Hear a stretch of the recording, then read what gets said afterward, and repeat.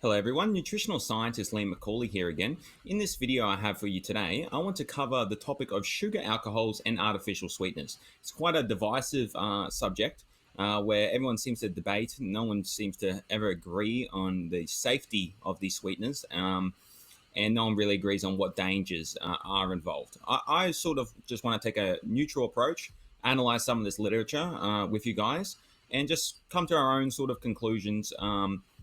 I have my own opinions regarding them, but let's see what the science has to say first before I elaborate on my own opinions. Okay. So the first article I want to look at is sugar alcohols, their role in the modern world of sweeteners, a review. Again, a sugar alcohol, that's not referring to the alcohol that you consume to be inebriated. That just refers to this oxygen hydrogen group here found on this carbon chain. Okay, that's just called an alcohol functional group or a hydroxyl group, and that has certain functions, changes its function within the body.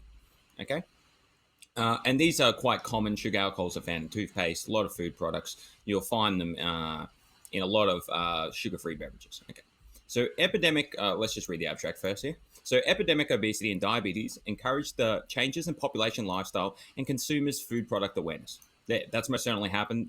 You'll see many sugar-free products now available at the store, whereas even just about a decade ago, they really didn't exist at the levels they are now.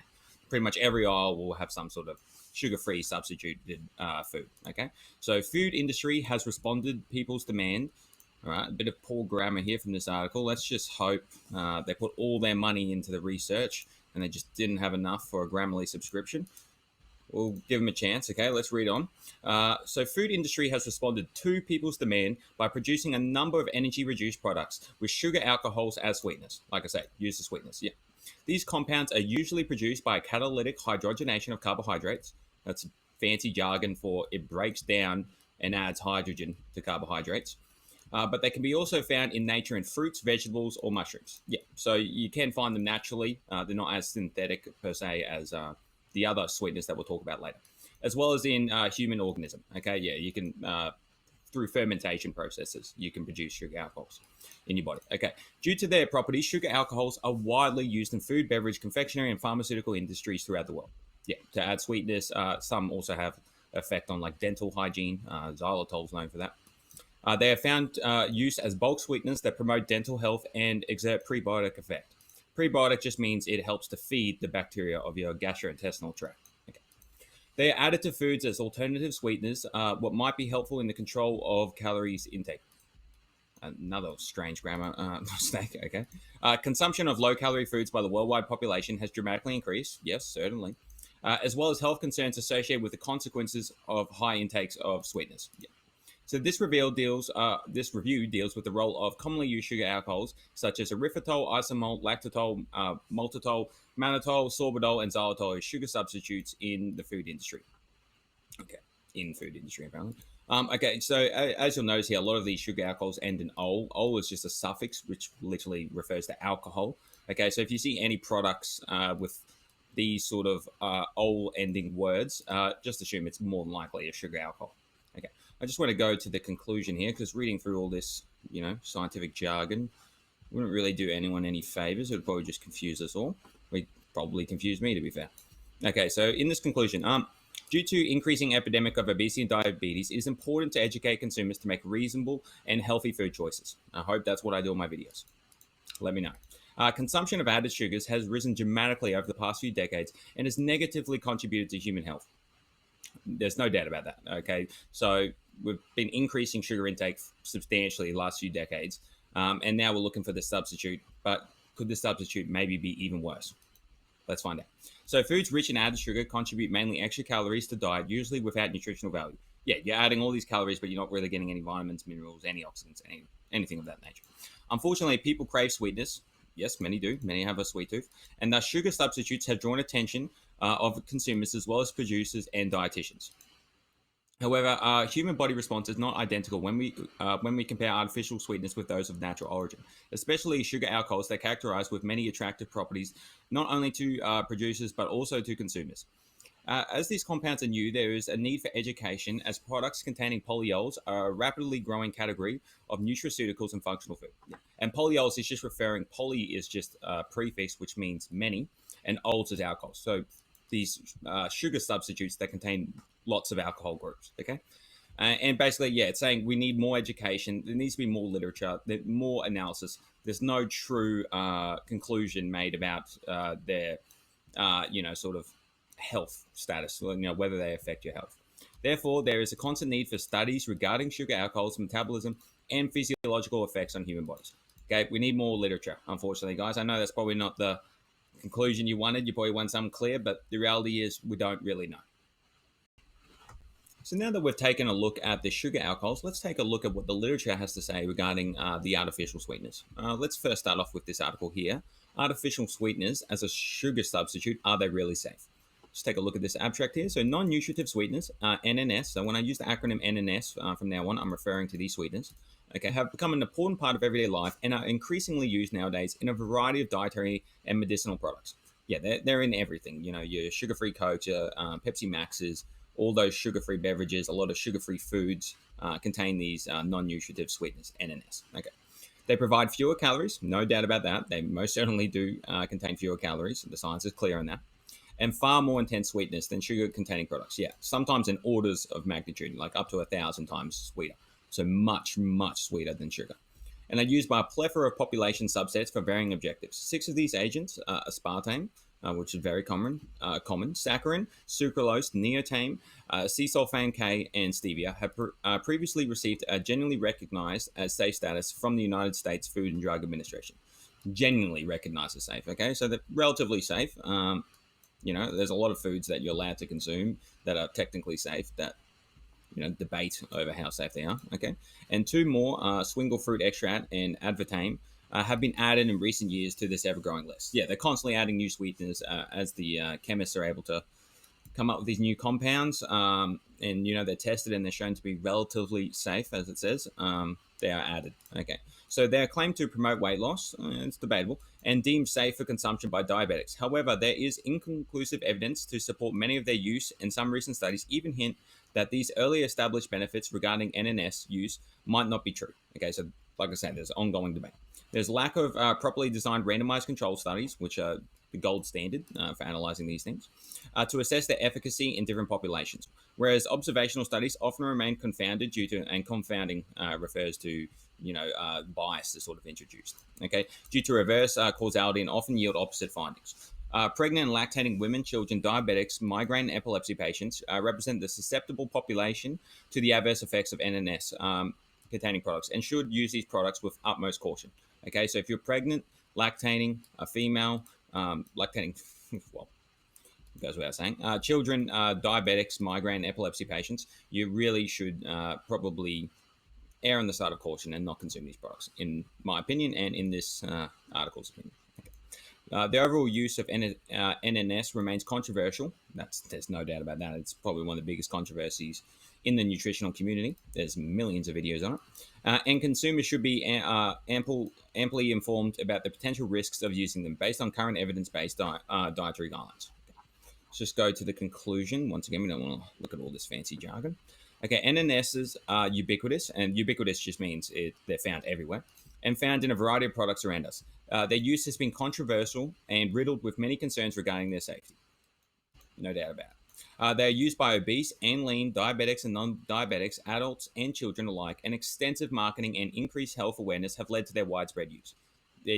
I don't know a single person who hasn't consumed one of these products. Everyone consumes it. I still consume from time to time, and I strongly debate whether it's worth it. And I still, everyone has their habits. Okay, they provide greater food choices to people looking to cut down calories and improve the palatability of food. Yeah, they definitely make your food taste better, and they definitely cut down the calories, no doubt about that. However, many of their purported beneficial effects remain invalidated in large-scale clinical studies. Yeah, so the benefits we're really not too sure. Anyone who's sort of saying, 100% scientific truth, these are completely fine, completely safe, they're lying, they're probably bought off. Take what they're saying with a grain of salt. And some recent evidence also questions these previously established benefits. It's imperative that healthcare providers judiciously assess the overall individual benefits and risks of NNS use to a consumer before recommending their use. Different population subsets incorporate NNS-containing products into their diet with different goals, and the same should be borne in mind while recommending a holistic dietary plan to the consumer. Yeah, so look for a holistic diet. Don't go being obsessed with these things, taking them all the time. You're obsessed with cutting down calories, replacing everything with these sugar substitutes. Really, the most important thing is a holistic diet. Okay, if you want to add these things on top, you've read deeply about their potential side effects. Go for it, but it's something you just strongly need to consider. Okay, guys, so another article I want to go through is the intestinal metabolism and bioaccumulation of sucralose in adipose tissues in the rat. Okay, that's a mouthful. So intestinal, that's referring to your small and large intestine, your large intestine being your colon. Metabolism, that's just the chemical reactions in your body. Bioaccumulation, that's just the accumulation of something within your body. Sucralose is one of those artificial sweeteners, and adipose tissue refers to your fat tissue. And this is done on rats. Okay, obviously we're not rats; we're humans. I mean, if there's any rats watching, apologies. But really, there's no real study sort of done on humans in regards to this topic. There's very minimal sort of studies. If you can find any, link them up in the comments. But we have to go with the study done on rat, unfortunately, for now. All right, I just want to scroll to its conclusion because it is a humongous study that would take days to accurately break down. Okay, let's look at this conclusion here. In conclusion, data demonstrated that sucralose is metabolized in rats to compounds that are less polar and thus more lipophilic, that means fat-loving, than the parent compound. Further, sucralose was retained in adipose tissue 2 weeks after cessation of intake. Okay, this goes against popular opinion that none of it gets absorbed; it's completely excreted. Okay, this study's finding that in these rats, they are actually storing their sucralose within the adipose tissue. The findings of this study do not support the claims previously submitted to regulatory agencies that sucralose is a stable compound that is not metabolized in vivo. In vivo just means in the body. Okay, so this study goes against what's commonly accepted. Okay, excreted unchanged in the feces and clears the body within a few days. That's not the case. Okay, in this study, as far as they're concerned, no, there is some sort of metabolism going on and some level of absorption. These new observations of metabolism of sucralose in the gastrointestinal tract, so your stomach, small intestine, large intestine, and accumulation of the compound in adipose tissue, that fat tissue we were talking about earlier, were not part of the original regulatory decision process for this organochlorine artificial sweetener, sucralose. Data indicates that it may now be time to revisit the regulatory status of sucralose. Okay, so according to this article, we need to maybe change the legislation regarding and the policies regarding the safety of this sweetener. All right, guys, the last article I want to go through with you is this article right here, published in 2021. So this is very recent. Aspartame and cancer, new evidence for causation. Very interesting stuff here. Okay, let's just read this interpretation in the abstract, as once again, this is a humongous study that will be linked in the description of this video if you'd like to read it all. Test your scientific jargon a little bit. Okay, these new findings confirm that aspartame is a chemical carcinogen in rodents. Once again, this is on rats because there's barely any human studies. Okay, that's very concerning because the word carcinogen means the gen suffix here means generates, creates, and carcino refers to cancer. Okay, so it causes cancer in rats.